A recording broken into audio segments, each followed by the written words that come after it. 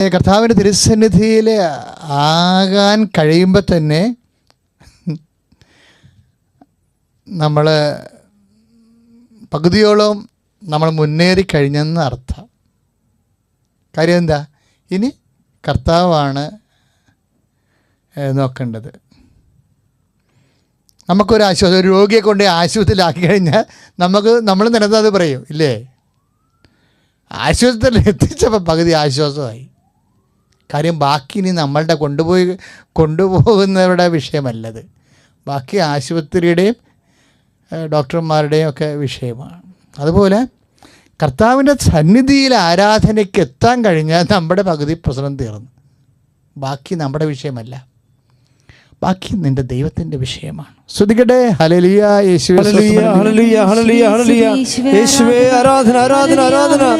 Hallelujah ഹല്ലേലൂയ ഹല്ലേലൂയ ഹല്ലേലൂയ. ശക്തിയോടെ സ്തുതിക്കട്ടെ. ഹല്ലേലൂയ ഹല്ലേലൂയ ഹല്ലേലൂയ. യേശുവേ സ്തുതി, യേശുവേ ആരാധന. ഹല്ലേലൂയ ഹല്ലേലൂയ ഹല്ലേലൂയ. ആമേൻ. ഹല്ലേലൂയ ഹല്ലേലൂയ ഹല്ലേലൂയ. ആമേൻ. പരിശുദ്ധ പരമദിവ്യകാരുണ്യത്തിന് ആരാധനയും സ്തുതിയും പുകഴ്ചയും ഉണ്ടായിരിക്കട്ടെ. നമ്മുടെ ഫേസ്ബുക്കിലൊക്കെ ഈ ശുശ്രൂഷ കൂടുമ്പോഴേ ചിലർ പ്രാർത്ഥന ആവശ്യങ്ങൾ എഴുതും, നിങ്ങളൊക്കെ എഴുതും. അപ്പോൾ ചില കമൻറ്റുകൾ വായിക്കാൻ നല്ല രസമാണ്. രസമൊന്നുമല്ല, വിചിത്രമാണ്. കാര്യം അവർ പറയണേ, കർത്താവേ പരീക്ഷിക്കല്ലേ, നാളെ ലാസ്റ്റ് ഡേറ്റാണ്, ഇതുവരെയൊക്കെ ഒന്നും ഒത്തില്ലെന്ന് പറയും. അപ്പോൾ നമുക്ക് കേൾക്കുമ്പോൾ അത് ഓർക്കുന്നത് ഇങ്ങനെ പ്രാർത്ഥിക്കണത് സാമ്പത്തിക കടങ്ങളാണ് ശരിക്കും, അത് അനുഭവിക്കുന്നതിന് മാത്രമേ അതിൻ്റെ വിഷമം അനുഭവിക്കത്തുള്ളൂ. അതാണ് കർത്താവേ പരീക്ഷിക്കല്ലേ. അപ്പം പക്ഷെ ആ ചോദ്യം, അത് വർത്തമാനം ഭയങ്കരമാണേ. കർത്താവേ പരീക്ഷിക്കല്ലേ. അപ്പം കർത്താവാണ് അവരെ പരീക്ഷിക്കണമെന്നാണ് അവർ ധരിച്ചിരിക്കുന്നത്. നാളെ ലാസ്റ്റ് ഡേറ്റാണ്, ഇതുവരെ ഒന്നും ഒത്തിട്ടില്ലെന്ന് പറയും. അത് അവർ പറയണ ചങ്ക് പറഞ്ഞാണ് പറയണത്.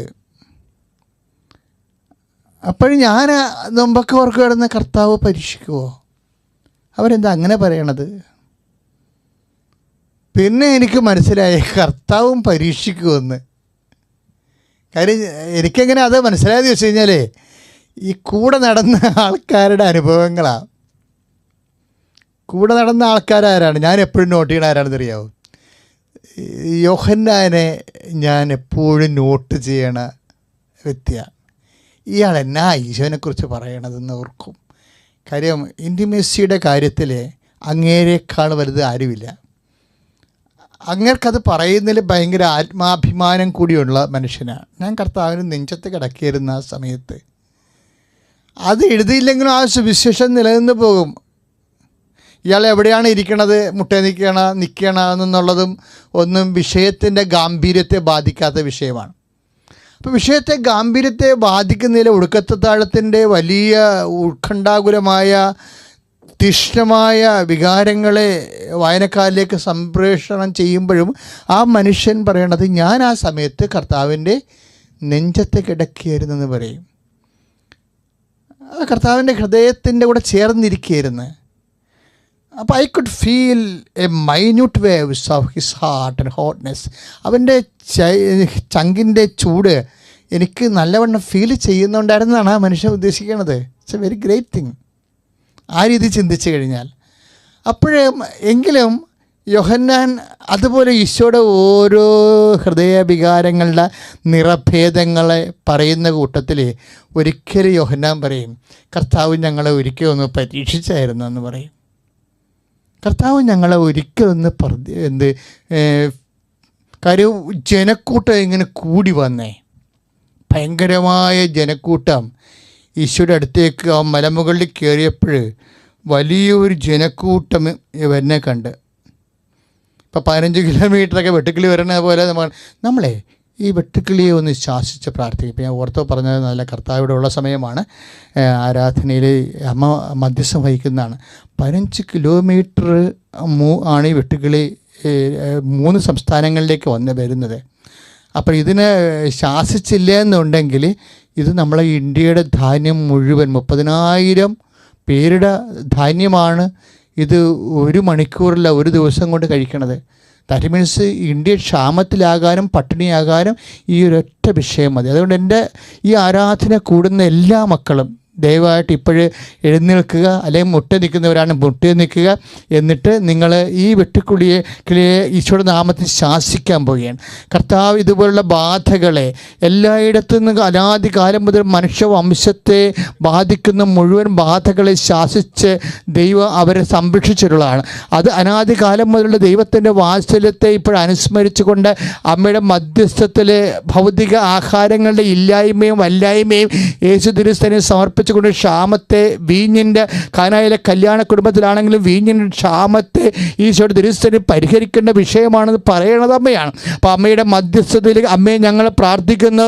ഈശോ ഈ നിമിഷം കർത്താവെ വിട്ടുകൾ ഇന്ത്യയെ കാർന്നു തിന്നുന്ന ജലലക്ഷങ്ങളുടെ ആഹാരത്തെ കാർന്നു തിന്നുകൊണ്ട് രാജ്യത്തെ ക്ഷാമത്തിലേക്ക് നയിക്കാൻ പോകുന്ന ഈ മഹാവ്യാധികളെ, മഹാമാരികളെ, കർത്താവെ മഹാബാധകളെ യേശു ക്രിസ്തു നാമത്തിൽ അകന്നു പോകട്ടെ. ഞങ്ങളുടെ രാജ്യം സംരക്ഷിക്കപ്പെടട്ടെ, നാമത്തിൽ സംരക്ഷിക്കപ്പെടട്ടെ. ശ്രുതിക്കട്ടെ, ശ്രുതിക്കട്ടെ, ശ്രുതിക്കട്ടെ.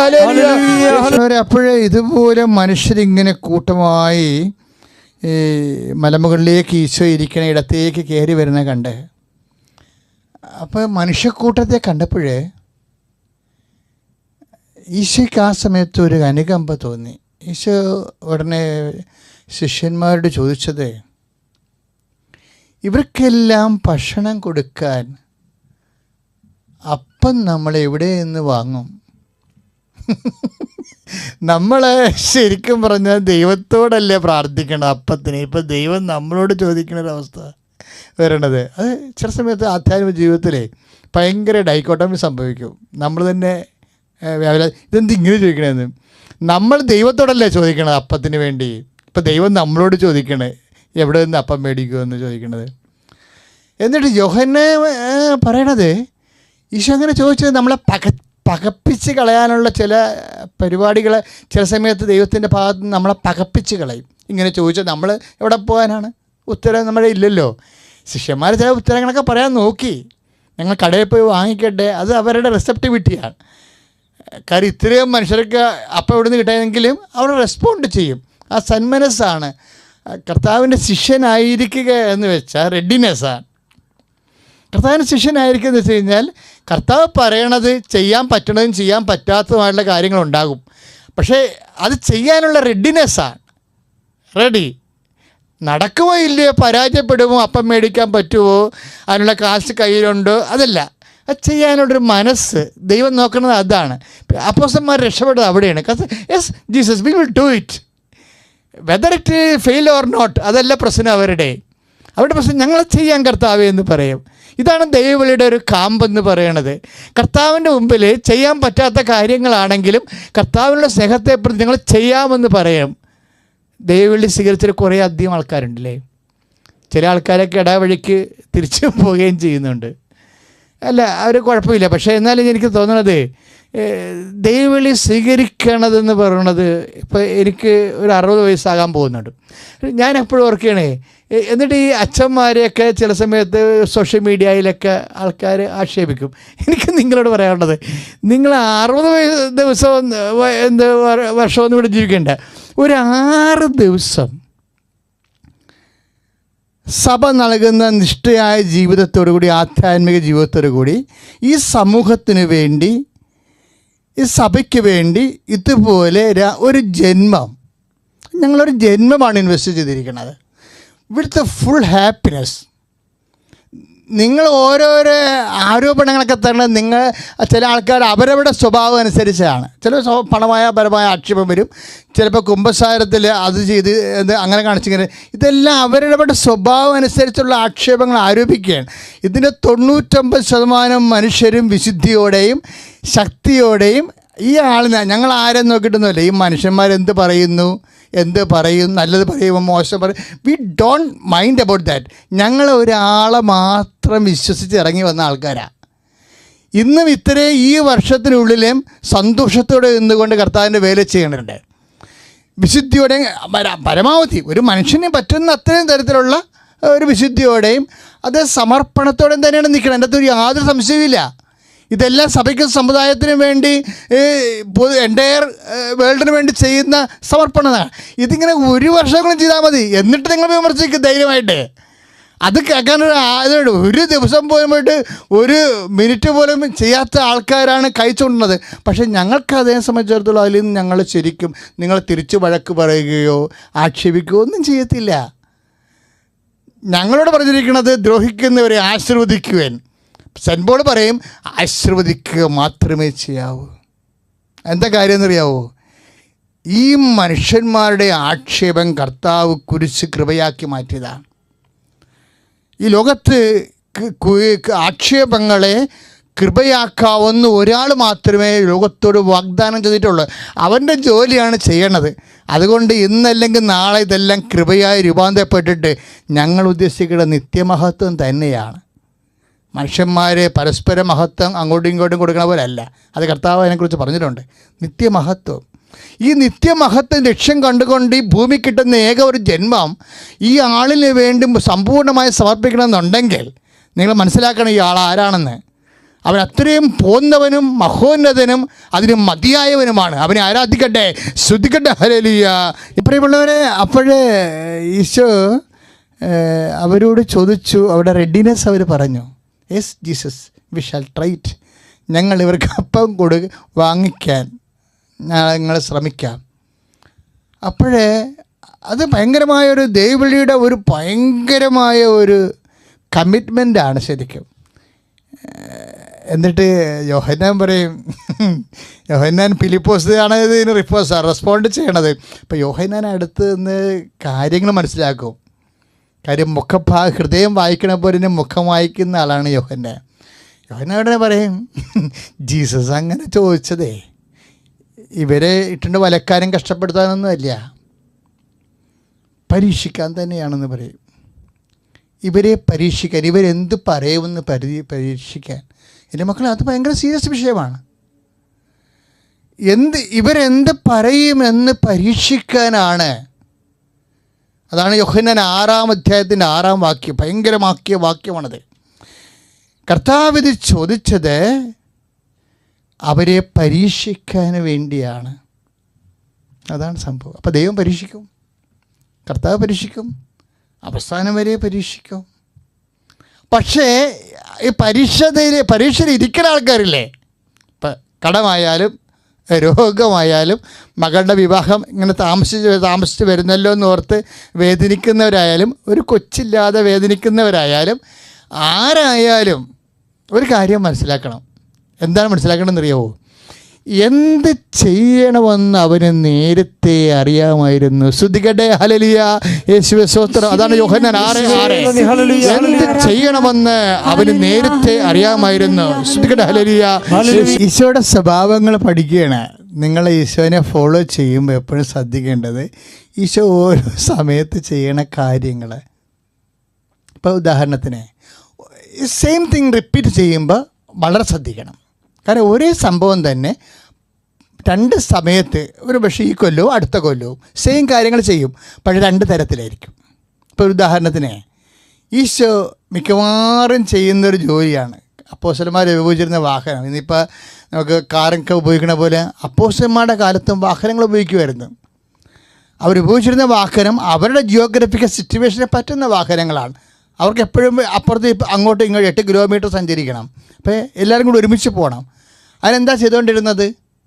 അവർ ഒരു വള്ളം ക്രമീകരിച്ചിട്ടുണ്ടായത് ഇതിനു വേണ്ടി. എപ്പോഴും നമ്മൾ നോക്കാം, കർത്താവ് അക്കരയ്ക്ക് പോയി, ബെസൈദയിൽ പോയി, കർത്താവ് ഇക്കരയ്ക്ക് കഫർനാമിലേക്ക് വന്നു. ഇങ്ങനെ എപ്പോഴും ഇങ്ങനെ ഗെനേസറിലേക്ക് അവന് വള്ളം ഇറങ്ങി. അപ്പോൾ ഇവരെപ്പോഴും ബൈബിളിലെ ഒരു പ്രധാനപ്പെട്ട വിഷയമാണ് ഈ ഗെത്സേമനും അതുപോലെ തന്നെ ബെസൈദയും അതുപോലെ കഫർനാമും അങ്ങോട്ടും ഇങ്ങോട്ടും ഒക്കെ എപ്പോഴും സഞ്ചരിക്കുക. അപ്പോൾ ഇങ്ങനെ സഞ്ചരിക്കുമ്പോൾ ചില സമയത്ത് കർത്താവ് വള്ളത്തിലുണ്ടാവും. അത് ബൈബിളിൽ പ്രത്യേകം എഴുതി വെക്കും. അങ്ങനെയാണെങ്കിൽ കർത്താവ് വള്ളത്തിലുണ്ടെങ്കിൽ ഉണ്ടെന്ന് എഴുതി വെക്കും, ഇല്ലെങ്കിൽ ഇല്ലെന്ന് എഴുതി വെക്കും. പക്ഷെ നമ്മളെ സംബന്ധിച്ചിടത്തോളം ഒരേ സമയത്ത് അക്കരയ്ക്ക് നമ്മൾ സഞ്ചരിക്കുമ്പോൾ ഒരു വിഷയത്തിൽ നിന്ന് അടുത്ത വിഷയത്തിലേക്ക് പോകുമ്പോൾ ഒരു ദിവസത്തിൽ നിന്ന് അടുത്ത ദിവസത്തിലേക്ക് നമ്മൾ സഞ്ചരിച്ചെത്തുമ്പോൾ ചില സമയത്ത് കർത്താവ് വള്ളത്തിലുണ്ടാകും, അത് ചില സമയത്ത് കർത്താവ് വള്ളത്തിലുണ്ടാകത്തില്ല. ഈ രണ്ട് സമയത്ത് നമ്മൾ എന്താ ചെയ്യേണ്ടതെന്ന് സുവിശേഷം പറയും. ഇപ്പം കർത്താവ് ഇല്ലാത്ത ചില ദിവസങ്ങളുണ്ടാവും, കർത്താവ് ഉള്ള ദിവസങ്ങളുണ്ടാവും. കർത്താവ് ഇല്ലാത്ത ചില സംഭവങ്ങളുണ്ടാവും ജീവിതത്തിൽ, കർത്താവ് ഉള്ള സംഭവങ്ങളുണ്ടാവും. എൻ്റെ മക്കൾ തിരിച്ച് മനസ്സിലാക്കണം. ചിലപ്പോൾ ഇളയ മകളെ കെട്ടിച്ച മൂത്ത മകളെ കെട്ടിക്കുന്ന കാലത്ത് കർത്താവ് കൂടെ നിൽക്കുന്ന പോലെ ഫീൽ ചെയ്യും, നമുക്കൊരു പ്രശ്നമില്ലായിരുന്നു. പക്ഷേ മൂന്നാമത്തെ മകളെ കെട്ടിക്കുന്ന സമയത്ത് വരുമ്പോൾ നമ്മൾ ചക്രശ്വാസം വരിക്കണ കാണാം, കർത്താവ് വള്ളത്തിൽ ഇല്ലാത്ത പോലെ, കുടുംബത്തിൽ ഇല്ലാത്ത പോലെ തോന്നും. C, this is the life. ഇതാണ് അവസ്ഥ. അല്ല, മൂത്ത മകളെ കെട്ടിച്ചപ്പോൾ എല്ലാ സംഭവങ്ങളും എല്ലാം കൃത്യമായിരുന്നു, ഭംഗിയായിരുന്നു, കർത്താവുള്ളത്. നമ്മൾ പക്ഷേ ഇളയ മകളെ കെട്ടിക്കാൻ വന്നപ്പോൾ ഈ പറഞ്ഞ ബന്ധുക്കളുമില്ല, സ്വന്തപ്പെട്ടവരും ഇല്ല, ഈ ആരും നമ്മുടെ കൂടെ നിൽക്കണില്ല, നമ്മൾ ആകപ്പെടെ വെള്ളത്തിലായിപ്പോവും. അപ്പോഴും അന്നൊക്കെ എന്തൊരു അനുഗ്രഹമായിരുന്നു, അന്നൊക്കെ എന്തൊരു ദൈവം നമ്മുടെ കുടുംബത്തിൽ നിൽക്കണമെന്ന് തോന്നിയായിരുന്നു. ഇപ്പം ദൈവമില്ല. എന്നിട്ട് നമ്മൾ അതിൻ്റെ പേരിൽ ആരെങ്കിലുമൊക്കെ കുറ്റം പറയും. ഒന്നെങ്കിൽ ഭർത്താവിനെ കുറ്റം പറയും, അല്ലെങ്കിൽ ഭാര്യയെ കുറ്റം പറയും, നാട്ടുകാരെ കുറ്റം പറയും, അല്ലെങ്കിൽ നമ്മുടെ പ്രാർത്ഥനാ ജീവിതത്തെ കുറ്റം പറയും, എന്തെങ്കിലും പഴി പറഞ്ഞിട്ട് നമ്മൾ തലകൂരാണ്. ഇതൊന്നും ശരിയല്ല. ഇതെല്ലാം സ്വാഭാവികമായ കാര്യങ്ങളാണ് ശരിക്കും. ചില സമയത്ത് ഇപ്പം തന്നെ 4:36 മർക്കോസിൻ്റെ സുവിശേഷം 4:36 ശ്രദ്ധിക്കട്ടെ. ഹല്ലേലൂയ, യേശുവേ സ്തോത്രം, ഹല്ലേലൂയ, യേശുവേ സ്തോത്രം, ഹല്ലേലൂയ, ഹല്ലേലൂയ. നമുക്ക് അക്കരയ്ക്ക് പോകാം. അവൻ ജനക്കൂട്ടത്തെ വിട്ട് അവൻ ഇരുന്നിരുന്ന വഞ്ചിയിൽ തന്നെ അവരെ അക്കരെ കൊണ്ടുപോയി. Price the Lord. കണ്ടോ അവിടെ എന്താ എഴുതിയിരിക്കണത്? 4:36 അവൻ ഇരുന്നിരുന്ന വള്ളത്തെ തന്നെയാണ് യേശുവിനെ അവരക്കരെ കൊണ്ടുപോകുന്നത്. ശ്രദ്ധിക്കട്ടെ. ഹല്ലേലൂയ, യേശുവേ സ്തോത്രം, ശ്രദ്ധിക്കട്ടെ. പക്ഷേ ഇതേ സെയിം തിങ്ങിൽ വേറെ ഒരു ദിവസം ഇതുപോലെ സന്ധ്യയായപ്പോഴേ കർത്താവ് അപ്പോസ്തലന്മാരെ നിർബന്ധിക്കുന്നുണ്ട് അക്കരയ്ക്ക് പോകാൻ. നിർബന്ധിക്കേണ്ട കാര്യമൊന്നും ഇല്ലായിരുന്നു. എന്നിട്ട് അത് ഈശോയെ കൂടാതെ അക്കരയ്ക്ക് പോകാൻ വേണ്ടി ഈശോ അപ്പോസ്തലന്മാരെ നിർബന്ധിക്കുന്ന ഭാഗമുണ്ട്. നമ്മളിതിനോട് ചേർത്ത് വായിക്കേണ്ടതാണ്. ഈശോനെ കൂടാതെ. അതാണ് ഞാൻ നിങ്ങളോട് പറഞ്ഞത്. ചില ദിവസം കർത്താവ് ഉള്ളതുപോലെ നമുക്ക് ഫീൽ ചെയ്യും, ചില ദിവസം കർത്താവ് ഇല്ലാത്തതുപോലെ ഫീൽ ചെയ്യാൻ സാധ്യതയുണ്ട് ജീവിതത്തിലെ. ചില വിഷയത്തിന് കർത്താവ് ഇറങ്ങി നിൽക്കുന്ന പോലെ നമുക്ക് തോന്നും, ചില സമയത്ത് ഈശോ കരക്ക് നിൽക്കുന്ന പോലെ നമ്മൾ കടലിൽ കിടക്കണ പോലെ തോന്നും. This is life. ഇപ്പം നമ്മൾ ഉദാഹരണത്തിന് മത്തായിയുടെ സുവിശേഷമില്ലേ, മത്തായിയുടെ സുവിശേഷം 14, 23, 24, 25 വചനങ്ങൾ വായിച്ചാൽ നമുക്ക് മനസ്സിലാകും. മത്തായി 14, 23 അവൻ ജനക്കൂട്ടത്തെ പിരിച്ചുവിട്ടതിന് ശേഷം ഏകാന്തത്തിൽ പ്രാർത്ഥിക്കാനായ മലയിലേക്ക് പോയി. രാത്രി ആയപ്പോഴും അവൻ അവിടെ തന്നെ തനിച്ചായിരുന്നു. അതിനിടെ വഞ്ചി കരയുന്ന ഏറെ ദൂരം അകന്ന് കഴിഞ്ഞിരുന്നു. കാറ്റ് പ്രതികൂലമായിരുന്നു. തിരമാലകൾപ്പെട്ടത് വല്ലാതെ ഉലഞ്ഞു. Praise the lord. ശ്രദ്ധിക്കട്ടെ. ഹല്ലേലൂയ. അച്ഛൻ ഇങ്ങനെ സുഹൃത ജപങ്ങൾ, ആരാധനാ പ്രകരണങ്ങളൊക്കെ പറഞ്ഞു തരുമ്പോഴേ നിങ്ങൾ അതിൻ്റെ കൂടെ ആത്മാർത്ഥമായിട്ട് ആരാധിക്കണം. അല്ലാതെ ടി വിയിലൊരു പ്രോഗ്രാം കണ്ടുകൊണ്ടിരിക്കുന്ന പോലെ അല്ല ഇത് ചെയ്യേണ്ടത്. കാരണം ആരാധന സമയത്ത് എന്തുമാത്രം ആൾക്കാരെയാണ് ഈശോ അനുഗ്രഹിച്ചിട്ടുള്ളവർ, അവർ കൃപാസനത്തിൽ വന്ന് സാക്ഷ്യം പറഞ്ഞിരിക്കുന്നത്. അപ്പം അതുകൊണ്ട് നമ്മൾ ലൈവ് ആരാധന കൂടണത് ശരിക്കും. അപ്പം അതെ, ഈശോ നിർബന്ധിച്ചു എന്നൊരു വാക്ക് നിങ്ങൾ ശ്രദ്ധിച്ചാൽ അതിൻ്റെ 4:22 അതായത് ഈ 14:22 മത്തായിയുടെ സുവിശേഷം 14:22 അക്കരയ്ക്ക് പോകാൻ തന്നെ കൂടാതെ അക്കരയ്ക്ക് പോകാൻ ഈശോ നിർബന്ധിച്ചില്ലെങ്കിൽ പാവത്തങ്ങൾ പോകത്തില്ല. അതാണ്. അപ്പോൾ നമ്മളെപ്പോഴും ഓർക്കുകയെ എന്തിനാ ഇത്തിരി നിർബന്ധിക്കേണ്ട കാര്യമുണ്ടോ? എവിടെയാണ്, എന്തിനാണ് നിർബന്ധിച്ചിരിക്കുന്നത്? ഈ 14:22 കിടക്കുന്നത് ആ വചനം കണ്ടില്ലേ? അതായത് തന്നെ അക്കരയ്ക്ക് പോകാൻ ഈശോ നിർബന്ധിച്ചു. അപ്പോൾ സമ്മർദ്ദമാണ് ശരിക്കും. അപ്പോൾ ഈശോനെ കൂടാതെ പോകാൻ എപ്പോഴും ചില സമയത്തൊരു സമ്മർദ്ദമുണ്ടാകും. അതാണ് സംഭവം. അതാ ഞാൻ പറയണത്. ചില ആൾക്കാർ പറയുന്നത്, ഒരു പ്രാർത്ഥിക്കാൻ പോലും തോന്നണില്ല, ഒരു ഡള്ളായിട്ടിരിക്കണം എന്നൊക്കെ പറയും. അതാണ് അങ്ങനെ പറയാം ആൾക്കാർ. പ്രാർത്ഥിക്കാൻ പോലും തോന്നണില്ല. ശരിയല്ലേ? കുമ്പസാരത്തിൽ കുറേ നാളായിരുന്നു കുമ്പസാരത്തിലൊക്കെ. ഇപ്പോൾ കുമ്പസാരത്തിൽ ലോക്ക്ഡൗണുമായി അത് അച്ഛന്മാരെ സമ്മതിക്കുമെന്ന് അറിയാൻ ഇങ്ങനെ തന്നെത്താൻ ഇരുന്ന് പറഞ്ഞ് വിഷമിക്കണം ഒത്തിരി ആൾക്കാരുണ്ട്. മക്കളൊന്നും വിഷമിക്കരുത്. കാര്യം നിങ്ങൾ അങ്ങനെ ഒന്ന് ഓർക്കുമ്പോൾ തന്നെ നിങ്ങൾക്ക് വിശുദ്ധീകരണം ഉണ്ടാവും. അങ്ങനെ ഒന്ന് ഓർത്താൽ മതി. അപ്പം തന്നെ വിശുദ്ധീകരണം ഉണ്ടാകും. കാര്യം എന്താണ്? നമുക്ക് റെഡിനെസ് ഇല്ലേ? ഫിലിപ്പോസ് പറഞ്ഞില്ലേ ഞങ്ങൾ ഇപ്പം പോയി അപ്പം മേടിക്കാവുന്നു. അതിനുള്ള കാശും അവിടെ ഇല്ല. 15,000 ജനങ്ങളാണ്, 5,000 പുരുഷന്മാരല്ലേ വരുന്നത്, പിന്നെ അവിടെ ഇവിടെ ചേർത്തിമാരല്ലേ, മക്കളില്ലേ, അത് 15,000 ആൾക്കാരെ വരുന്നത്. ഞാൻ ആ 15,000 പറഞ്ഞുകൊണ്ടാണ് വെട്ടിക്കുള്ള കാര്യം പറഞ്ഞാൽ ഓർത്തത്. അതായത് 15,000 ജനസഞ്ചയം വരുമ്പോൾ ഈ ഫിലിപ്പോസ് പെട്ടെന്ന് പറയുകയാണ്, yes we will go and buy, ഞങ്ങൾ പോയി വാങ്ങിക്കാം എന്ന് പറയും. കാശ് എവിടുന്ന് ആവോ? ഒന്നിനും ഒരു പിടിയില്ലെങ്കിലും എല്ലാം കർത്താവിൻ്റെ കൂടെ നിൽക്കുമ്പോൾ ഈ മനുഷ്യർക്ക് ഭയങ്കര ഫുൾനെസ് ഫീൽ ചെയ്യുന്നുണ്ട്. ഒന്നിനും കയ്യിലില്ല, പക്ഷേ വലിയ കാര്യങ്ങളൊക്കെയാണ് ചിന്തിക്കുന്നത്. ഈ 10,000 പേർക്ക് അപ്പം മേടിക്കാൻ വേണ്ടി അത്രയും കട പോലും ഇല്ലല്ലോ, അത്രയും അവിടെ ഒന്നും കയ്യിലില്ല. എങ്കിലും കർത്താവ് കൂടെയുള്ളത് കൊണ്ട് വലിയ കാര്യങ്ങൾ ചിന്തിക്കുകയാണ്. ശ്രുതികട ഹല്ലേലൂയ യേശുവേ. നമ്മൾ കണ്ടതെന്ന് വെച്ചാൽ ഈശോ ഇവരെ 14:22 ഇവരെ നിർബന്ധിച്ച് കടലിൽ ചാടിച്ച്. നടുക്കടലിലാണ്, ചുമ്മാ കടലല്ല. അങ്ങോട്ട് ചെല്ലുന്തോറും പ്രശ്നമാണ് ജീവിതം. കാറ്റ്, കോള്, കൊടുങ്കാറ്റെന്നാണ് അവരെഴുതി വെച്ചിരിക്കണത്. കോള്, തിരമാൽ ഉയർന്നു. ഇതെവിടെയാണ് ശരിക്കും പറഞ്ഞാൽ? ചാടിച്ചതല്ലേ ശരിക്കും ഇതിനകത്ത്? നിർബന്ധിക്കണത് കൊണ്ടല്ലേ അവർ പോകാൻ കാര്യം. നിർബന്ധിച്ചിരിക്കും അവർ പോകത്തില്ല. ഈ കാറ്റിലേക്കും കോളിലേക്കും ഒന്നും അവർ പോകത്തില്ല. കാര്യം അവർ കർത്താവിനെ കൂടാതെ അവർ അപ്പുറത്തെ പോയി. രാത്രി കർത്താവ് ഇവിടെ എന്നാ ചെയ്യാനാ? രാത്രിയല്ലേ കർത്താവ് ഇവിടെ എന്നാ ചെയ്യാനാ? കർത്താവിനെ കൂടാതെ എങ്ങനെയാ നമുക്ക് പോകും? ഇല്ല, ഞങ്ങൾ വെയിറ്റ് ചെയ്യാം എന്ന്. അപ്പോൾ ഈശോ പറഞ്ഞു എനിക്ക് പ്രാർത്ഥിക്കണമെന്ന് പറഞ്ഞു. അതാണ് നമ്മൾ 14:23 അവൻ പ്രാർത്ഥിക്കാനായി മലയിലേക്ക് പോയി. 14:23 മത്തായിയുടെ സുവിശേഷത്തിലെ. ശ്രുതികട ഹല്ലേലൂയ. നമ്മൾ ആധ്യാത്മിക ജീവിതം പഠിക്കുന്നത് ഈശോൻ്റെ കൂടെ നടന്നാണ്. കാര്യം സുവിശേഷത്തിൻ്റെ രീതി അറിയാമല്ലോ. വളരെ മൈന്യൂട്ട് തിങ്സ് പോലും നമ്മുടെ ആധ്യാത്മിക പരിപോഷണത്തിന് വേണ്ടി പരിശുദ്ധാത്മാവ് പെരുക്കിയെടുത്ത് അനുസ്മരിപ്പിച്ചാണ് അപ്പോസ്തലന്മാരെ കൊണ്ട് എഴുതി വെച്ചിരിക്കുന്നത്. ശരിക്കും പറഞ്ഞ ശരിക്കും അപ്പോസ്തലൻ ആ ജനക്കൂട്ടം വളരെ വിശന്ന് വലഞ്ഞ് വല്ലാണ്ടൊക്കെയാണ് വരണത്. ഇവർക്കെല്ലാം അപ്പോഴെല്ലാം വിതരണം ചെയ്തൊക്കെ കഴിഞ്ഞപ്പോൾ ഇവരും ടയേർഡാണ്. ആ സമയത്ത് ഈശോക്ക് പ്രാർത്ഥിക്കേണ്ട ഒരു കഥയുമില്ല. ശരിക്കും നമ്മൾ പറയല്ലേ വീടുകളിലൊക്കെ കല്യാണവും ഭയങ്കര അടിയന്തരമൊക്കെ കഴിയുമ്പോൾ കൊന്തയില്ലാതെ കിടന്നുറങ്ങത്തില്ലേ വില്ലന്മാർ. ഇതൊക്കെ കേൾക്കണം നിങ്ങൾ. മാനുഷികമായി പറഞ്ഞാൽ തടി തളർന്നിരിക്കുന്ന ഒരു സമയമാണ്. അപ്പോഴും ഈശോക്ക് പോയി പ്രാർത്ഥിക്കേണ്ട ഒരു കഥയുമില്ല. ഞാൻ നമ്മുടെ പക്ഷത്തുനിന്ന് സുവിശേഷം വ്യാഖ്യാനിക്കാൻ നോക്കുകയാണ്. അത് വേണമെങ്കിൽ ഈശോയ്ക്ക് ഈ സമൂഹത്തിൽ തന്നെ ഇരുന്ന് പ്രാർത്ഥിക്കാൻ പറ്റും, ഈ വള്ളത്തിൽ തന്നെ ഇരുന്ന് പ്രാർത്ഥിക്കാൻ പറ്റും. എന്നിട്ട് ഈശോ ഏകാന്തതയിൽ പ്രാർത്ഥിക്കാൻ പോവുകയാണ്. കാര്യം ഈ പ്രാർത്ഥനയ്ക്ക് എന്തുമാത്രം ജോലികൾ നമ്മൾ ചെയ്താലും അതൊന്നും പ്രാർത്ഥനയ്ക്ക് പകരമാകത്തില്ല. അതാണ് എൻ്റെ വിഷയം. അതാണ് കർത്താവ് നമ്മളെ പഠിപ്പിച്ച രീതി. നമ്മൾ ചിലപ്പോൾ മക്കളെ വളർത്തും, ഭർത്താവിനെ നോക്കും, കുഞ്ഞുങ്ങളെ നോക്കും, അയൽവാസികളെ നോക്കും, സഭയെ നോക്കും, സംഘടനയെ പ്രവർത്തിക്കും. നമ്മൾ ഒരു സംഘടന തന്നെ ഞാനിപ്പോൾ 10-15 ഇടവക ഇരുന്നിട്ടുണ്ട്.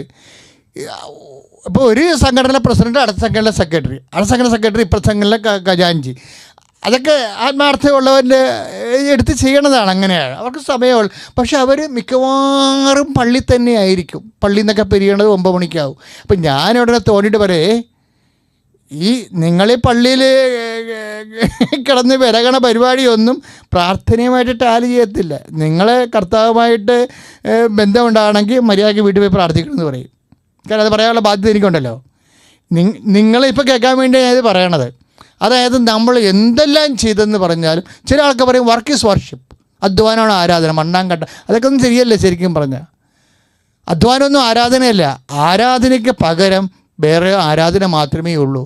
അതുകൊണ്ടാണ് ഈ അധ്വാനം എല്ലാം കഴിഞ്ഞ് കർത്താവ് പ്രാർത്ഥിക്കാൻ പോയത്. നമുക്ക് പ്രാർത്ഥിക്കാം. കർത്താവായ ദൈവമേ, മത്തായിയുടെ സുവിശേഷം 14:23 രേഖപ്പെടുത്തിയിരിക്കുന്ന പോലെ ശരീരം എത്ര കുഴഞ്ഞാലും കർത്താവേ പ്രാർത്ഥിക്കുവാനും ഞങ്ങളെ പ്രത്യേക അഭിഷേകം നൽകണമേ, പ്രാർത്ഥനാ വരം നൽകണമേ.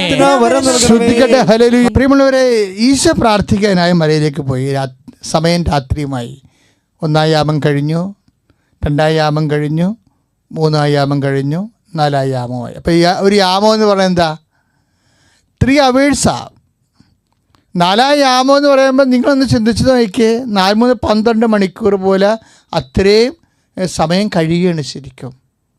അപ്പോൾ 6 മണിക്ക് പോയ ആൾ വെളുപ്പാങ്കാലത്ത് 6 മണി, അതായത് 3 മണി, വെളുപ്പാങ്കാലത്തുള്ള 3 മണിയില്ലേ, വെളുപ്പിന് 3 മണി, ആ വെളുപ്പിന് 3 മണി തൊട്ട് പ്രഭാതത്തിലെ 3 മണി വരെയാണ്, 6 മണി വരെയാണ് 4-ാം യാമം. അപ്പോൾ വെളുപ്പിന് 3 മണിയായപ്പോൾ വിഷയം മാറി, അന്തരീക്ഷം മാറി. അല്ലാതെ തന്നെ അന്തരീക്ഷം നേരത്തെ മാറിയിരിക്കുകയായിരുന്നു. കാര്യം കാറ്റ് പ്രതികൂലമാണെന്ന് ബൈബിളിൽ പറയുന്നുണ്ട്. കാറ്റ് പ്രതികൂലമായത് കാരണം ഇപ്പോൾ അവർക്ക് കിഴക്കോട്ടാ പോകണമെന്നുണ്ടെങ്കിൽ കിഴക്കുന്ന് കാറ്റ് വന്നു കഴിഞ്ഞാൽ ഒഴുക്കും കിഴക്കുന്ന് വരും. അപ്പോൾ പിന്നെ ബ്ലോക്കാവും. അതുകൊണ്ട് ഇവർ തോണി തുഴഞ്ഞ് തളർന്നെന്ന് ബൈബിൾ എഴുതിയിട്ടുണ്ട്. അതുകൊണ്ടാണ് ഈ എത്ര മണിക്കൂറായി തുഴയാൻ തുടങ്ങിയിട്ട്. വെളുപ്പിന് 3 മണിയായപ്പോൾ കാറ്റ് പ്രതികൂലമായി അത് വീശി അടിച്ച് തിരമാല ഉയർന്ന് വെള്ളം വള്ളത്തിലോട്ട് കയറണ ഒരവസ്ഥയായി. ഇത് നമ്മളെപ്പോഴും ധ്യാനിക്കുന്നതാണ് ഈ വിഷയം. പക്ഷേ എൻ്റെ ചോദ്യം അതല്ല. ഇവരെ നിർബന്ധിച്ചല്ലേ ഈ കൊടുങ്കാലിലേക്ക് പറഞ്ഞു വിട്ടത്? അതാണ് പ്രശ്നം. എന്തിനാണ് അങ്ങനെ ചെയ്തത്? ഇവരെ എന്തിനാണ് നിർബന്ധിച്ചത്? 14:22 എഴുതിയിട്ടുണ്ട്. കർത്താവ് നിർബന്ധിച്ചാണ് ഇവരെ പറഞ്ഞു വിട്ടതെന്ന്. എങ്ങോട്ട് പറഞ്ഞു വിട്ട്? ഇരുട്ടിലേക്കും കൊടുങ്കാലിലേക്കും. കണ്ണ് കാണാൻ പാലാത്ത ഇരുട്ടിലേക്ക്. എന്ത് ചെയ്യണമെന്ന് അറിയത്തില്ല അവർക്ക്. ഇരുട്ടല്ലേ വെളുപ്പിന് 3 മണിയെന്ന് പറയണത്. അപ്പോൾ ഈ ഇരുട്ടിലേക്ക് പറഞ്ഞു വിട്ടിരിക്കുകയാണ്. എന്തിനാ? അവിടെയാണെങ്കിൽ തിര ഉയരണം എന്ന് പറയുന്നുണ്ട്. ഈ ഉയരണ തിര, പണ്ട് തുമ്പളി പള്ളി ഇരിക്കുമ്പോൾ ഒരാളെ കടലിൽ പോയി ഒരാളെ കാണാതിരുന്ന്. അപ്പം ഞാൻ 9 വെള്ളവുമായിട്ട് രാത്രി കടലിൽ പോയി. അമ്പലപ്പുഴ മുതൽ കൊച്ചി വരെ പോയി. അപ്പോഴെനിക്ക് ഞാൻ ഇരുന്ന വള്ളത്തിൻ്റെ, കടലിൽ ഇരുന്ന വള്ളത്തിൻ്റെ അണിയത്ത ഞാൻ ഇരുന്നപ്പോൾ എൻ്റെ മുകളിൽ കൂടി വേറൊരു ഇരുണ്ട സാധനം വരുന്നുണ്ടായിരുന്നു. ഞാനിങ്ങനെ ആഞ്ഞപ്പോൾ എന്താ, വേറെ കൂടെ ഉണ്ടായിരുന്ന കൂട്ടുവള്ളത്തിൻ്റെ തലമരമാണ് വന്ന് എൻ്റെ വള്ളത്തെ ഇടിച്ചത്. പൊട്ടിയില്ല, പക്ഷെ സ്വരം കേട്ട്. അത് എൻ്റെ തലക്ക് ഇടിക്കേണ്ടതായിരുന്നത്. അപ്പോൾ ഞാൻ ഓർക്കണം, കർത്താവ് ഇതല്ലേ കടലേ, കാണാൻ പറ്റത്തില്ല ഒരു സാധനം. വേറെ വള്ളം നമ്മുടെ നേരെ വന്നാൽ കാണാൻ പറ്റത്തില്ല. അപ്പോൾ തിരകളും കാണുന്നില്ലേ. ഈ അപ്പോസ്തലന്മാർ ഇരുട്ടിലും തിരയിലും പെട്ടുപോയി. എന്ത് കഴിവുണ്ടെന്ന് പറഞ്ഞാലും നമ്മൾ നിസ്സഹായമായി പോകുന്ന ഒരവസ്ഥയിലേക്കാണ് നിർബന്ധിച്ച് പറഞ്ഞു വിടണത്. എന്തായിരിക്കും അങ്ങനെ ചെയ്യാൻ കാരണം? കാര്യം ആധ്യാത്മിക ജീവിതം, വിശ്വാസത്തിൻ്റെ ജീവിതം ചുമ്മാ ഒരു ഈസി ലൈഫ് ആകത്തില്ല ഒരിക്കലും. ഇവർ ഈ കാലിലേക്കും കോളിലേക്കും ഇരുട്ടിലേക്കും മരണത്തെ മുഖാഭിമുഖം കാണുന്ന അവസ്ഥയിലേക്ക് ദൈവം തന്നെ പറഞ്ഞു വിടുകയാണ്. എന്താ കാര്യം? എന്താ കാര്യം ചോദിച്ചു കഴിഞ്ഞാൽ നമുക്ക് യോഹന്നാൻ 6:6 ഉത്തരം. എന്താണ്? എന്ത് ചെയ്യണമെന്ന് അവന് നേരത്തെ അറിയാമായിരുന്നുവെന്ന്. അവനവരെ പരീക്ഷിക്കാൻ വേണ്ടി ചോദിച്ചതാണ്. കണ്ടാ, അപ്പം ഞാൻ നിർബന്ധിച്ചത് എന്താണ്? ഒരു പരീക്ഷണമാണ്. നിൻ്റെ രോഗമായാലും ചിലപ്പോൾ ഒരു പരീക്ഷണമായിട്ട് വരും. നിൻ്റെ കടമായാലും ഒരു പരീക്ഷണമായിട്ട് വരും. മറ്റുള്ളവരൊക്കെ നിന്നെ എതിർക്കുകയും നിന്നെ ഒറ്റപ്പെടുത്തുകയും ചെയ്യുന്ന അവസ്ഥയായാലും ഒരു പരീക്ഷണമായിട്ട് വരും. എല്ലാവരും പ്രാർത്ഥിച്ച് സുഖപ്പെട്ടാലും നീ സുഖപ്പെട്ടുന്നില്ലെങ്കിൽ ഒരു പരീക്ഷണമായിട്ട് വരും. അപ്പോഴൊക്കെ ദൈവവേദന യോഹന്നാൻ 6:6 നീ ഓർക്കണം. എന്താണ്? എന്ത് ചെയ്യണമെന്ന് നിന്നെ നിർബന്ധിച്ച് ഈ പരീക്ഷണത്തിലേക്ക് വിട്ട് ദൈവത്തിനറിയാം. അതാണ് വിശ്വാസം. ശ്രുതികട ഹല്ലേലൂയ. അപ്പോൾ മത്തായി ശ്ലീഹായുടെ സുവിശേഷത്തിൽ 14:24-25 കാറ്റും കൂളും വരികയാണ്. പക്ഷേ എന്താണ് ഈശോ ചെയ്യുന്നത്? യോഹന്നാൻ 6:6 അനുസരിച്ചുകൊണ്ട് എന്താണ് ഈശോ ചെയ്തത്?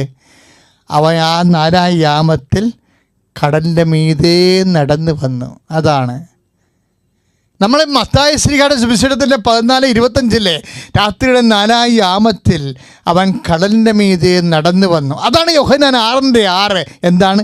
എന്ത് ചെയ്യണമെന്ന് അവന് നേരത്തെ അറിയാമായിരുന്നു. ഇങ്ങനെ നിർബന്ധിച്ച് കൊടുങ്കാറ്റിലേക്ക് വിടുമ്പോൾ എന്ത് ചെയ്യണമെന്ന് അവർ നേരത്തെ അറിയാമായിരുന്നു. ഇപ്പം നമ്മൾ മർക്കോസ് 4:36-38 വായിക്കുമ്പോൾ എന്താ പറയണത്? കാറ്റ് ശമിച്ച് കഴിയുമ്പോൾ ഇപ്പം മർക്കോസ് 4:36-38 ഇതുപോലെ കൊടുങ്കാറ്റുണ്ടല്ലോ. കാറ്റ് ശമിച്ച് കഴിയുമ്പോൾ ശിഷ്യന്മാർ പറയുന്നൊരു വാക്കുണ്ട്. എന്താണ്? ഇവൻ ആരാണ്? കാറ്റും കടലും പോലും ഇവനെ അനുസരിക്കുന്നല്ലോ.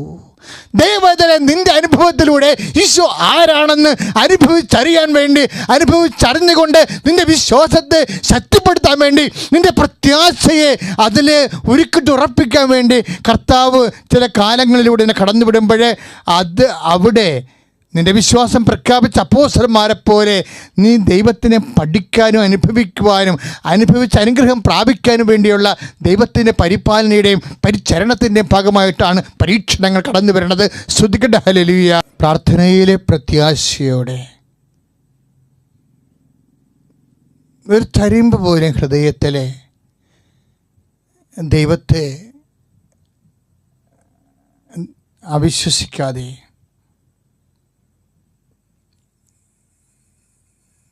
അപ്പോസ്തലന്മാർ കർത്താവിനോട് പറഞ്ഞ വാക്കുകൾ ഇതുപോലെയാണ്. നാഥ, വി ആർ പെരിഷിങ്. പത്രോസ് പറഞ്ഞതാണ്, ഞങ്ങൾ നശിക്കുന്നു.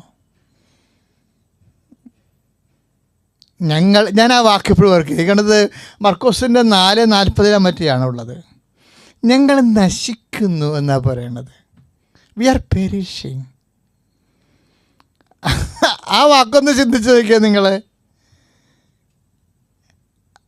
എന്താ പറയണത്? അതായത് ഞങ്ങൾ നശിക്കുന്നു. ഇപ്പോൾ 4:38 മർക്കോസിൻ്റെ സുവിശേഷം 39 ആ വാക്യങ്ങൾ കാണും. ഞങ്ങൾ നശിക്കുന്നു. യേശു അമരത്ത് തലയുമിണച്ച് ഉറങ്ങുകയായിരുന്നു. അവർ അവനെ വിളിച്ചുണർത്തി പറഞ്ഞു, ഗുരു, ഞങ്ങൾ നശിക്കാൻ പോകുന്നു. We are perishing. നീ ഇത് ഗവനിക്കുന്നില്ലേ? This our prayer. നമ്മളും അങ്ങനെ ചോദിക്കും ദൈവത്തോട്. ചോദിക്കണം. കാര്യം നമുക്കത് ബാധ്യതയുണ്ട്. കാര്യം നമ്മൾ അവനെ വിശ്വസിച്ചാണ് ജീവിക്കണേ. അപ്പോസ്തലന്മാർക്ക് ചോദിക്കാമെങ്കിൽ നമുക്കും ചോദിക്കണം. ഞങ്ങൾ നശിക്കുന്നു. നിനക്കതിൽ ചിന്തയില്ലേ? കാര്യം എന്താണ്? നമ്മൾ വേറെ ആരെയും ആശ്രയിച്ചിട്ടില്ല. നമ്മൾ അവനെ തന്നെ ആശ്രയിച്ചാണ് ജീവിക്കണത്. അത് നമുക്കും ചോദിക്കാം. അപ്പോഴും അവന് ഉറങ്ങുന്നല്ലേ എന്ന് ചിന്തിക്കുക. അവിടെ ഉറക്കമാണേ. ചിന്തിക്കണം. അതായത് ജീവിതത്തിൽ കാറ്റും കോളും കാലത്തിൻ്റെ ഒപ്പം സഞ്ചരിക്കുന്നതാണ് മനുഷ്യൻ്റെ കൂടെ. അതുകൊണ്ടാണ് മനുഷ്യൻ്റെ കൂടെ ഞാനും കൂടെ ഉണ്ടാകുമെന്ന് ഈശോ പറഞ്ഞിട്ട് പോയത്. I will be with you un to the last. കാലത്തിൻ്റെ അവസാനം വരെ ഞാൻ നിങ്ങളുടെ കൂടെ ഉണ്ടാകുമെന്ന്. Praise the lord. കർത്താവിൻ്റെ വചനങ്ങളിലെ 28-20 മത്തായിയുടെ സുവിശേഷം എന്തൊരു മനോഹരമാണ്. ഇതാണ് കാര്യം. ഈ കാറ്റും കോളും എന്ന് പറയുന്നത് എല്ലാ കാലഘട്ടങ്ങളും ഉണ്ടാകും. ഏത് കാലഘട്ടങ്ങളിൽ നിങ്ങളുടെ കൂടെ ഈ കാറ്റും കോളും സഞ്ചരിക്കുമ്പോഴും കാലത്തിൻ്റെ അവസാനം വരെ ഞാൻ നിങ്ങളുടെ കൂടെ ഉണ്ടാകും. എത്ര മതസ്ഥാപകന്മാർ, എത്ര പ്രവാചകന്മാർ ഈ ഭൂമി കാറ്റും കോളും കണ്ടതാണ്. എന്നിട്ട് കർത്താവ് മാത്രം പറഞ്ഞ മനുഷ്യരാശിയോട് I will be with you un to the last. കാലത്തിൻ്റെ അവസാനം വരെ ഞാൻ നിൻ്റെ കൂടെ ഉണ്ടാകുമെന്ന് അവൻ്റെ വാക്കിൽ വിശ്വസിച്ചുകൊണ്ടാണ് സഭ കാറ്റുകളെയും എല്ലാ കോളുകളെയും തരണം ചെയ്തത്. ഇനിയും തരണം ചെയ്യുക തന്നെ ചെയ്യും. മത്തായി 28-20 തിരുവചനം ധ്യാനിച്ചുകൊണ്ട് ശ്രദ്ധിക്കട്ടെ. ഹല്ലേലൂയ. കർത്താവ് നമ്മുടെ കൂടെ ഉണ്ടെന്നുള്ള ഈ വചനത്തെ വിശ്വസിക്കുമ്പോഴാണ് നമുക്ക് കർത്താവിൻ്റെ ഇടപെടൽ ഉത്ഥിതനായി നമ്മുടെ കൂടെ തിരുവുത്ഥാനം ചെയ്ത് നമ്മുടെ കൂടെ വസിക്കുന്ന കർത്താവ് ഈ കാറ്റിനെയും കടലിനെയും ശാന്തമാക്കാൻ നമ്മുടെ ജീവിതത്തിൽ നമ്മുടെ കൂടെ സഞ്ചരിക്കുന്നവനാണ്. ഈ കർത്താവിനെ വിളിച്ചുണർത്താൻ അത് മാനുഷികമായിട്ടുള്ള എന്തെങ്കിലും ജിംനേഷ്യം പോലെയുള്ള എക്സർസൈസിലല്ല, മാനുഷികമായ കഴിവുകളെ ഉണർത്തുന്നതല്ല. അത് ലോകത്തിൻ്റെ ജ്ഞാനം അങ്ങനെയാണ്. ദൈവത്തിൽ വിശ്വസിക്കുന്ന ദൈവത്തെയാണ് ഉണർത്തുന്നത്. അതുകൊണ്ടാണ് ഈ മാനുഷികമായ കഴിവുകളെ ഉണർത്തുന്ന ഒരു സാങ്കേതിക വിദ്യകളെയും സഭ ആധ്യാത്മികമായിട്ട് അംഗീകരിക്കാത്തതിൻ്റെ കാരണം. അത് മാനുഷികമാണ്, ആധ്യാത്മികമല്ല. മറിച്ച് സഭ ചിന്തിക്കണത് ഉചിതനായി നമ്മുടെ കൂടെയുള്ള യേശുവിനെയാണ് സഭ ഉയർത്തേണ്ടത്. അല്ല ഒരു ഫിസിക്കൽ എക്സസൈസിലൂടെ എന്തെങ്കിലും മാനുഷികമായ കഴിവുകൾ ഉണർത്തിയിട്ട് സഭയ്ക്കൊന്നും നേടാനില്ല. കാര്യം സഭ ഇവിടെ സാക്ഷ്യം വഹിക്കേണ്ടത് ഉചിതനായി നമ്മുടെ വസിക്കുന്ന ദൈവത്തിൻ്റെ സാന്നിധ്യത്തിനാണ് സാക്ഷ്യം വഹിക്കേണ്ടത്. സങ്കട സമയത്തും സകല സമയത്തും. ശ്രുതിക്കട്ടെ ഹല്ലേലൂയ. ദൈവം നമ്മുടെ കൂടെ ഉണ്ട്. അതാണ് 4:38 കണ്ടത്. കർത്താവ് ഉറങ്ങുകയാണ്. ഭയങ്കര കാറ്റ് സംഭവിക്കുന്നു, കോൾ സംഭവിക്കുന്നു, പക്ഷെ അവൻ ഉറങ്ങുകയാണ്. പക്ഷെ ഉറങ്ങുന്ന കർത്താവ് നമ്മോട് പറയുന്നൊരു വചനമുണ്ട്. കർത്താവ് ഉറങ്ങിയാലും വചനം പറയും, കർത്താവ് ഉണർന്നാലും വചനം പറയും. കർത്താവ് ഉണർന്നാൽ എന്താ പറയണത്? പിക്കാം, ശാന്തമാവട്ടെ എന്ന് പറയും. കർത്താവ് ഉറങ്ങിയാൽ എന്ത് വചനമാണ് പറയണത്? ഉറങ്ങിക്കിടക്കുന്ന കർത്താവ് എന്ത് വചനമാണ് പറയണത്? ഏത് കാറ്റ് വന്നാലും കോള് വന്നാലും എന്ത് ചെയ്യണമെന്ന് അവന് അറിയാമായിരുന്നു. ശ്രുതിക്കട്ടെ ഹല്ലേലൂയ. യേശുവേ സ്തോത്രം. ഹല്ലേലൂയ ഹല്ലേലൂയ ഹല്ലേലൂയ ഹല്ലേലൂയ ഹല്ലേലൂയ. യേശുവേ ആരാധന ആരാധന. ഹല്ലേലൂയ ഹല്ലേലൂയ ഹല്ലേലൂയ. യേശുവേ യേശുവേ ഹല്ലേലൂയ ഹല്ലേലൂയ. ആ ഹല്ലേലൂയ ജയം ഹല്ലേലൂയ. യേശു കർത്താവ് ജീവിക്കുന്നു. ആ ഹല്ലേലൂയ ജയം ഹല്ലേലൂയ. യേശു കർത്താവ് ജീവിക്കുന്നു. അപ്പം കർത്താവ് ഉറങ്ങണ പോലെ നമ്മുടെ കുടുംബത്തിൽ തോന്നിയാലും എൻ്റെ മക്കളെ പാതരരുത്. എന്താ കാര്യം? നീ വിശ്വാസിയാണെങ്കിൽ, നീ കർത്താവിൻ്റെ വഴികളിലൂടെയാണ് സഞ്ചരിച്ച് ഇവിടം വരെ എത്തിയിരിക്കണമെന്നുണ്ടെങ്കിൽ നിൻ്റെ കർത്താവ് അന്ത്യനിമിഷമെങ്കിലും ഉണർന്നിരിക്കും. കർത്താവ് എപ്പോഴും തിരഞ്ഞെടുക്കുന്ന കോളം അന്ത്യനിമിഷങ്ങളാണ്. ഓർത്തേക്കണം എപ്പോഴും. ഈ രാത്രിക്ക് 4 യാമങ്ങളില്ലേ? 1-ാം യാമത്തിൽ വരാമായിരുന്നല്ലോ, വന്നില്ല. 2-ാം യാമത്തിൽ വരാമായിരുന്നല്ലോ, വന്നില്ല. 3-ാം യാമത്തിൽ വരാമായിരുന്നല്ലോ, വന്നില്ല. എന്തിനാണ് 4-ാം യാമം തിരഞ്ഞെടുത്തത്? അന്ത്യയാമങ്ങളാണ് കർത്താവിൻ്റെ സമയത്തിൻ്റെ ഒരു ക്രമീകരണം. 4-ാം ദിവസം ലാസറും മരിച്ചു, ചീഞ്ഞ് 4-ാം ദിവസം വരെ കാത്തിരുന്നു. 4-ാമത്തെ ദിവസമാണ് വരണത്. അതുകൊണ്ട് നിനക്ക് ഏത് അറ്റം വരെയും കർത്താവിനെ പ്രതീക്ഷിക്കാം. നീ നശിക്കുന്നുവെന്ന് വാവിട്ട് കരയണ ആ സമയം വരെ നിൻ്റെ വിശ്വാസത്തിൻ്റെ യാത്ര എന്തുമാത്രമുണ്ട്, നിൻ്റെ പ്രത്യാശയുടെ യാത്ര എന്തുമാത്രമുണ്ട്, നിൻ്റെ സ്നേഹത്തിൻ്റെ യാത്ര എന്തുമാത്രമുണ്ട് എന്ന് കർത്താവ് അത് നിന്നെ ഉദ്ദീപിച്ച് അത് നിന്നെ വളർന്ന് നീ വിശ്വാസത്താൽ സ്നേഹത്താൽ നിറയണത് വരെ കർത്താവ് കാത്തിരിക്കുന്നത് മാത്രമാണ്. ശ്രുതികട ഹല്ലേലൂയ. വരെ നമ്മളെ രോഗസൗഖ്യ പ്രാർത്ഥനയിലേക്ക് പ്രവേശിക്കുകയാണ്. അതുപോലെ തന്നെ ജീവിതത്തിൻ്റെ ദുഃഖ ദുരിതങ്ങൾ നമുക്കറിയാം. കൃപാസനത്തിൽ നിങ്ങൾക്ക് എത്തപ്പെടാൻ പറ്റാത്ത ഒരു സമയമായതുകൊണ്ട് തന്നെ ഈ ആരാധനയ്ക്ക് പ്രത്യേക അനുഗ്രഹമുണ്ട്. എന്താ കാര്യം? ഈശോയ്ക്കറിയാം നിങ്ങൾക്കിവിടെ ഇപ്പോഴെത്താൻ പറ്റാത്ത സമയമാണെന്ന്. അതുകൊണ്ട് തന്നെ നിങ്ങൾ എവിടെയാണ് ആയിരിക്കുന്നുവോ അവിടെ കർത്താവ് നിങ്ങളെ അനുഗ്രഹിക്കും. അതുകൊണ്ട് രോഗസൗഖ്യ പ്രാർത്ഥനയ്ക്കാണ് ആദ്യം നമ്മൾ കർത്താവിന് സമർപ്പിക്കുന്നത്. ശ്രുതികട ഹല്ലേലൂയ. ഹല്ലേലൂയ ഹല്ലേലൂയ ഹല്ലേലൂയ. യേശുവേ ആരാധന ആരാധന. ഹല്ലേലൂയ ഹല്ലേലൂയ ഹല്ലേലൂയ ഹല്ലേലൂയ. മഹത്വപ്പെടുത്തുന്ന കർത്താവേ യേശുവേ നന്ദി. ഹല്ലേലൂയ നന്ദി. യേശുവേ സ്തുതി. ഹല്ലേലൂയ. പരിശുദ്ധ പരമദിവ്യകാരുണ്യത്തിന് ആരാധനയും സ്തുതിയും പുകഴ്ചയും ഉണ്ടായിരിക്കട്ടെ. മക്കളെ, ശരീരം ആസകലം നീര് കെട്ടിയ രോഗികളാൽ, പിന്നെ ചിലർക്കൊക്കെ പെട്ടെന്നിങ്ങനെ മുഖത്തും ശരീരത്തിൻ്റെ വിവിധ ഭാഗങ്ങളിൽ കുരുക്കളൊക്കെ വരത്തില്ലേ? അത്തരം രോഗങ്ങളെയാണ് ആദ്യം പ്രാർത്ഥിക്കാൻ പോകുന്നത്. അച്ഛനോട് നിങ്ങൾ ചേർന്ന് പ്രാർത്ഥിക്കണം. ഈശോ എൻ്റെ മനസ്സിൽ തോന്നിക്കുന്ന ഓരോ സൗഖ്യത്തിൻ്റെ മേഖലകളെ കർത്താവിന് സമർപ്പിച്ചുകൊണ്ട് നമ്മുടെ സൗഖ്യത്തിനായി പ്രാർത്ഥിക്കും. അച്ഛനോട് ചേർന്ന് പ്രാർത്ഥിക്കുക. കർത്താവായ ദൈവമേ, കർത്താവായ ദൈവമേ, ശരീരത്തിൽ നീര് കെട്ടിയവരെ അങ്ങ് സ്പർശിക്കണമേ, അങ്ങ് സ്പർശിക്കണമേ. അങ്ങയുടെ വിശുദ്ധമായ വലതുകരത്താൽ നീര് കെട്ടിയവരെ സ്പർശിക്കണമേ. നീരിന്റെ മൂലകാരണങ്ങളാൽ അങ്ങ് സ്പർശിക്കണമേ. തലനീരിറക്കമായാലും കരൾ രോഗമായാലും മറ്റു തരത്തിലുള്ള ആന്തരിക അവയവങ്ങളുടെ രോഗങ്ങളായാലും